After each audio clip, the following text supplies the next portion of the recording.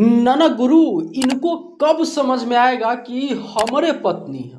आप सब देख पा रहे थे कि किस प्रकार से पवन सिंह काराकाट में अपना भौकाल टाइट किए हुए थे। अगर पवन सिंह जी 100% मेहनत कर रहे थे घूमने में और लोगों से मिलने में, तो ज्योति सिंह भी लगभग 80% मेहनत कर रहे थे लोगों से मिलने में, लोगों को मदद करने में। लेकिन सर, बात आता है इनके रिश्ते पे, तो नो डाउट सोशल मीडिया पे एकदम यही चलता रहता है कि पवन सिंह और ज्योति सिंह शायद कभी एक नहीं हो सकते हैं, तो इनका झगड़ा हमेशा के लिए बना रहेगा। ये पब्लिकों का सवाल है सर, और ये पब्लिक ऐसा सोचते हैं। और आप में से बहुत सारे लोग भी ये जानते होइएगा कि भाई आखिर ये दोनों का मैटर क्यों नहीं सुलझ रहा है।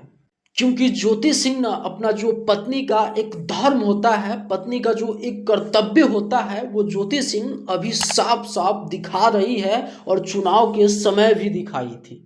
दरअसल चुनाव के समय आप देख रहे थे कि पवन सिंह जी के साथ हमेशा फोटोज आना, लेकिन पता है ज्योति सिंह जी का अभी सोशल मीडिया पे इतना ज़्यादा वीडियोज वायरल हो रहा है ना, मतलब ये अपने आईडी से नहीं कर रहे हैं, दूसरा व्यक्ति इनका वीडियोज सोशल मीडिया पे अपलोड कर रहा है और वो वीडियोज को लोग लाखों में देखते हैं। दरअसल ज्योति सिंह जी अभी काराकाट में जाते हैं, वहाँ के लोगों से मिलते हैं, वहाँ के जो महिला है जो उनको हेल्प करती है, और वहां से पवन सिंह जी को ये एक बार फिर से मजबूत बना रही है अगले बार चुनाव लड़ने के लिए।